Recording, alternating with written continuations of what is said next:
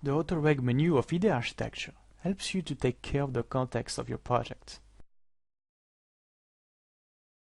This includes 3D ground modeling features. You can, for example, import a cloud of 3D points from a tachymeter file.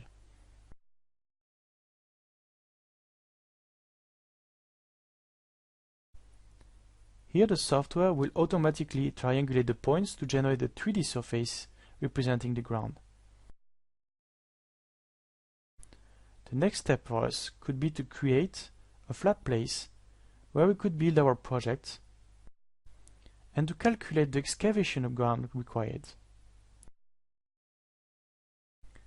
With the feature Building Outline, we define the boundaries of our project with a closed polyline.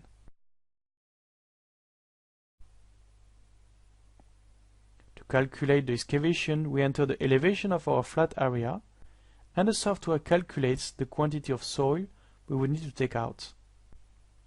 You can see now the 3D model with the flat space we created.